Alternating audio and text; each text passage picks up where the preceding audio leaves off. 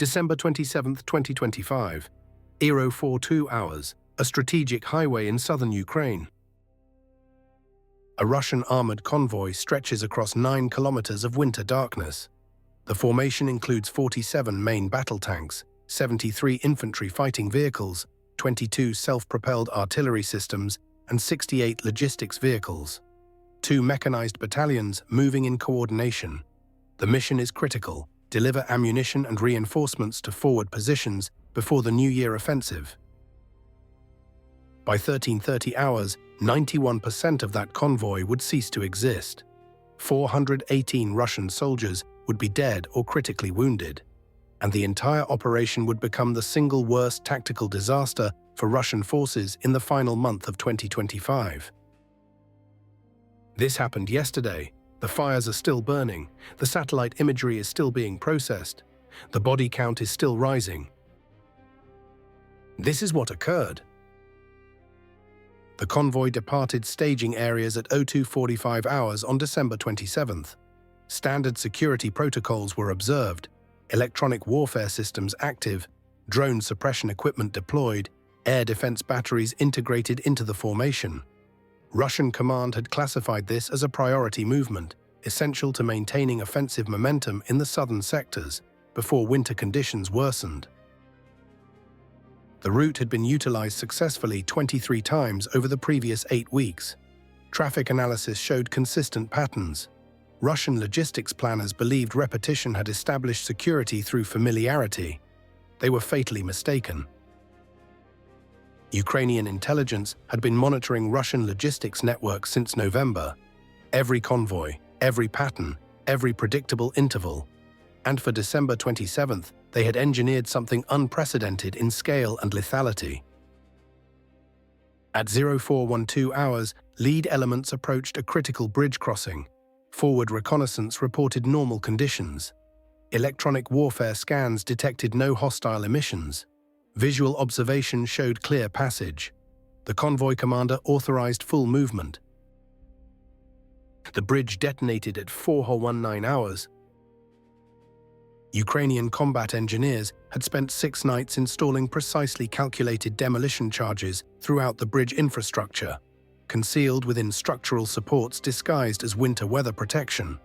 The charges weren't designed merely to destroy the bridge. They were configured to collapse the entire span onto vehicles in mid-crossing. 4 tanks and 3 infantry fighting vehicles were on the bridge when it exploded. The collapse dropped all 7 vehicles 40 meters into a frozen river.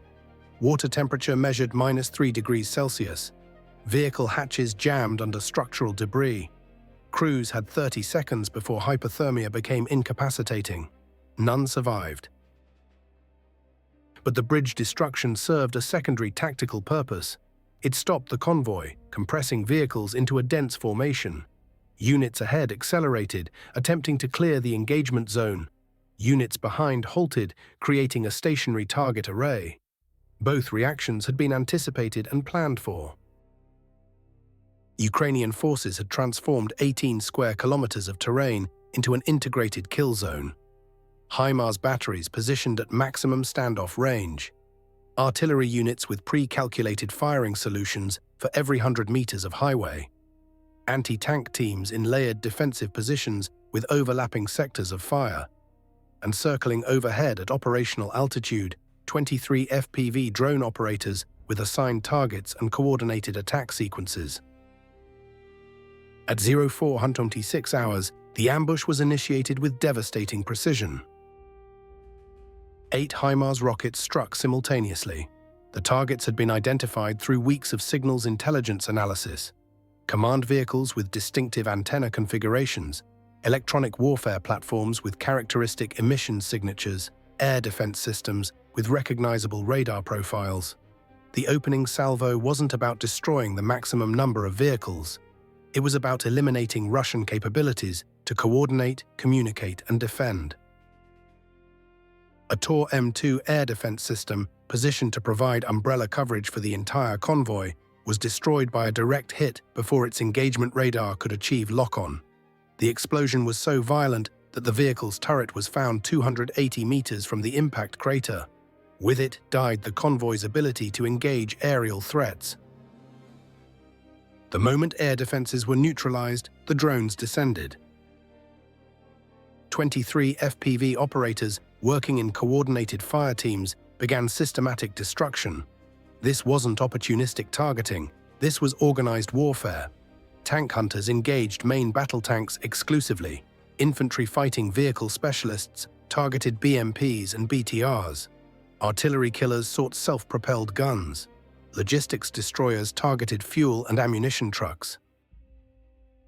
A T-90M, attempting to maneuver out of the kill zone, took a drone strike to the engine compartment at 0433 hours.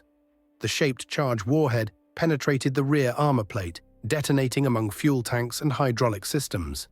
The resulting explosion killed the crew instantly and showered nearby vehicles with burning debris, igniting a BMP-3 positioned 15 meters away. The convoy commander, operating from a command variant BMP-2K, attempted to establish contact with higher headquarters at 0437 hours. Ukrainian signals intelligence detected the transmission attempt. A counter-battery radar identified the transmitting vehicle's position. 28 seconds later, 3 155mm artillery rounds from a Crab self-propelled howitzer bracketed the command vehicle. The second round achieved direct impact. The commander and 4 staff officers were killed. Command structure collapsed. Leadership eliminated, communications severed, air defense destroyed. The convoy disintegrated into individual survival decisions. Some tank commanders attempted to engage suspected Ukrainian positions, firing main guns at tree lines and elevated terrain features. These efforts were tactically futile. Ukrainian anti-tank teams occupied prepared positions with carefully calculated fields of fire. When Russian tanks maneuvered to engage, they exposed vulnerable side and rear armor to Stugner P and Javelin missile teams positioned in depth. A platoon of 5 T-72B3M tanks attempted a coordinated assault on a suspected firing position at 0448 hours.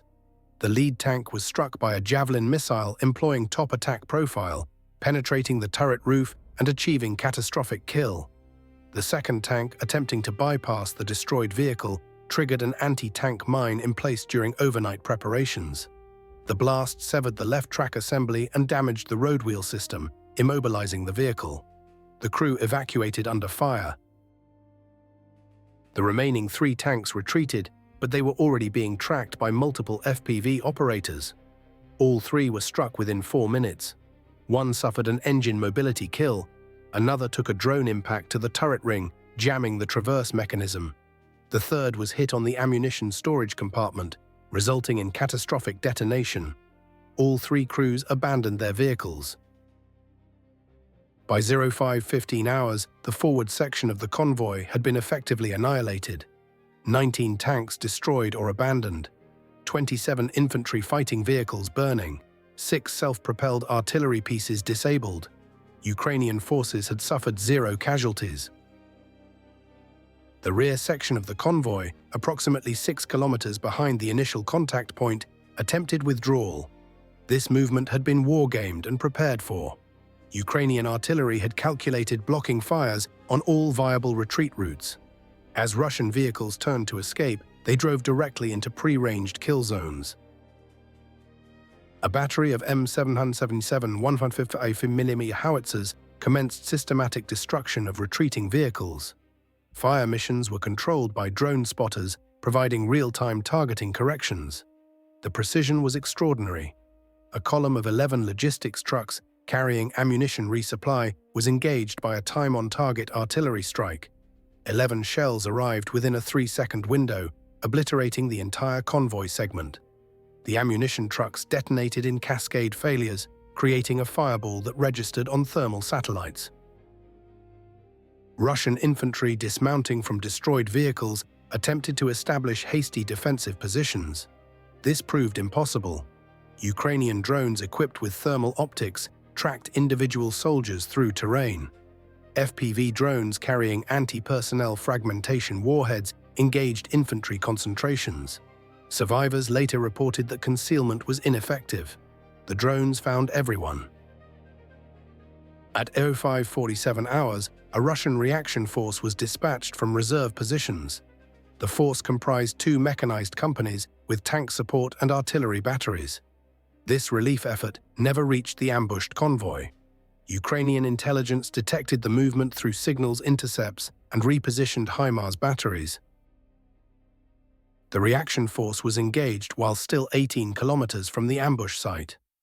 7 HIMARS rockets destroyed the lead elements, blocking the route with burning vehicles and cratered road surface. The reaction force commander, recognizing the tactical situation, requested permission to withdraw. Permission was granted. Russian command had lost not only the primary convoy, but also the capability to rescue survivors or recover equipment. Between 06:30 and 09:45 hours, Ukrainian artillery conducted methodical destruction of all remaining vehicles. The objective was complete elimination of recoverable assets. Tank hulls that had survived initial attacks were targeted repeatedly until achieving catastrophic kills. Infantry fighting vehicles were reduced to skeletal frames. Even unarmored logistics trucks were destroyed to prevent salvage operations. By 10:45 hours, Ukrainian reconnaissance drones confirmed total devastation across the engagement area. 91% vehicle losses. Estimated 418 Russian casualties, including killed in action and seriously wounded. The highway was completely impassable, blocked by destroyed vehicles, unexploded ordnance, and structural debris. Ukrainian casualty reports indicated 11 personnel wounded, none fatally. Equipment losses totaled 4 FPV drones disabled by electronic warfare jamming, 1 artillery piece temporarily out of action due to counter-battery fire but subsequently returned to service, and miscellaneous small arms ammunition expended. The force exchange ratio was catastrophic for Russian forces. Russian command immediately implemented information suppression protocols. Initial reports characterized the operation as successful logistics movement with acceptable losses from routine combat contact. By December 28, commercial satellite imagery providers had published high-resolution imagery showing the devastation. Independent Russian military analysis channels began circulating fragments of information. Families of soldiers in the convoy started posting on social media platforms demanding information about missing personnel. By December 29th, the truth became undeniable. Russian military leadership acknowledged significant losses during a logistics operation, but declined to provide casualty figures or equipment losses. Ukrainian sources released drone footage showing kilometers of destroyed vehicles, burning hulks, and abandoned equipment. The imagery was irrefutable evidence of comprehensive tactical failure. This disaster represents cascading Russian systemic failures across multiple domains. Intelligence failure. Ukrainian forces conducted weeks of preparation, including bridge rigging, position preparation, and logistics coordination. Yet Russian reconnaissance detected nothing. Planning failure. Utilizing identical routes on predictable schedules created exploitable patterns. Tactical failure. Concentrating 2 battalion task forces into a single convoy created a target-rich environment. Response failure. Reaction forces were inadequate, poorly coordinated, and ultimately ineffective. For Ukrainian forces, this operation demonstrated sophisticated integration of intelligence collection, operational planning, and fires coordination. Weeks of preparation, precise timing, coordinated execution across multiple weapon systems and unit types. The ambush wasn't improvised or opportunistic, it was engineered destruction. The economic cost to Russia is staggering. Conservative estimates place equipment losses at $275 million. 47 tanks, using average replacement costs for T-72 and T-90 variants, represent approximately $190 million. Infantry fighting vehicles, self-propelled artillery, and logistics vehicles add another $85 million. This figure represents direct replacement cost only, excluding training pipelines, ammunition stocks, fuel expenditure, and operational overhead.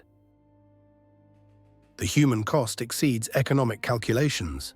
418 casualties represent trained soldiers with combat experience. Tank crews require 8 to 14 months of training to achieve operational proficiency. Artillery specialists need comparable timelines. Infantry fighting vehicle commanders undergo extensive training programs. Replacing these personnel isn't recruiting fresh conscripts, it's rebuilding expertise that required years to develop. Morale implications across Russian forces in the southern sectors are severe. Units now understand that routine logistics operations can become annihilation events. Trust in operational planning has eroded significantly. If a convoy protected by 2 battalion task forces with integrated air defense can be destroyed with 91% losses, what operation can be considered secure?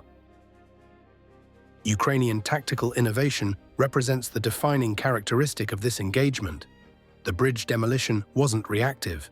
The kill zone wasn't opportunistic. The drone coordination wasn't improvised. Every element was deliberate, planned and executed with precision, matching or exceeding professional military standards. FPV drone employment in coordinated teams demonstrates tactical evolution. Early in the conflict, drones operated individually with operators working independently. Current Ukrainian doctrine deploys drone teams with assigned specializations, coordinated timing, and mutual support protocols. Tank hunters coordinate with infantry engagement specialists. Artillery killers support anti-armor operations. The multiplicative effect far exceeds individual operator capabilities. HIMARS employment demonstrated advanced targeting methodology. The initial salvo prioritized capability destruction over vehicle count maximization. Destroying air defense, command and communication systems first created conditions enabling subsequent operations. This represents sophisticated fires planning, requiring extensive intelligence preparation and precise execution coordination. The aftermath continues to develop across operational theaters. Russian forces in the southern sectors have suspended major logistics movements pending comprehensive security reviews. Convoy operations now require extensive reconnaissance, increased security escorts, and air cover that Russian forces cannot consistently provide. This creates logistical bottlenecks, degrading overall operational capability. Ukrainian forces have demonstrated that heavily escorted Russian formations remain vulnerable to well-planned ambush operations. This creates a strategic dilemma for Russian command. Concentrate forces for mutual protection, but create lucrative high-value targets, or disperse forces for survivability but reduce combat effectiveness. Both options impose costs. 24 hours ago, a Russian convoy drove into military history as one of the most comprehensive tactical disasters of late 2025. A strategic highway became a graveyard of destroyed vehicles and shattered formations. Commercial satellite imagery confirms the reality: kilometers of burned metal, abandoned equipment, and the physical evidence of catastrophic operational failure. This is contemporary mechanized warfare, not the sweeping maneuver campaigns of doctrinal theory, but grinding ambush operations where preparation defeats numerical superiority, where intelligence enables precision fires, where coordination multiplies combat effects exponentially. The December 27th convoy didn't fail due to Ukrainian luck or chance. It failed because Ukrainian forces were superior in preparation, coordination, and execution. 91% losses, 418 casualties, one highway that Russian logistics networks will never utilize again. The international response has been measured but significant. Western intelligence agencies have confirmed the engagement scale through independent satellite analysis. Anonymous Defense Ministry sources have characterized the ambush as textbook integration of fires and maneuver. NATO military educational institutions are reportedly incorporating the engagement into curriculum as a case study in modern combined arms warfare. Russian military analysis channels, often more candid than official communications, have published harsh assessments. One prominent channel with verified connections to armored formations posted, "Sending battalions down the same roads on predictable schedules is organizational suicide. Ukrainian intelligence watches everything. They prepare kill zones and wait for us to drive into them. This is what happens when pattern becomes predictable." Families of soldiers in the convoy have intensified social media campaigns demanding casualty information. Russian authorities have provided minimal data, citing operational security requirements. This information vacuum creates secondary problems. Uncertainty generates rumors. Rumors create panic. Panic erodes morale across units concerned they might be targeted next. For Ukrainian operational planners, this success validates extensive doctrinal development work. The ambush incorporated lessons from multiple previous engagements: systematic preparation, multi-layered defenses, coordinated fires, drone integration, and comprehensive targeting. December 27th synthesized these elements into overwhelming demonstration of tactical competence. The convoy is destroyed. The highway is closed. The lesson is written in burning metal and abandoned tanks across 9 kilometers of devastation. And throughout operational theaters, Russian logistics officers are redesigning routes, requesting additional escorts, demanding air cover they cannot receive, and calculating whether their next convoy will survive. This is December 2025. This is modern mechanized warfare, where logistics convoys become kill zones, where predictability is fatal, where preparation enables annihilation. The numbers tell the story.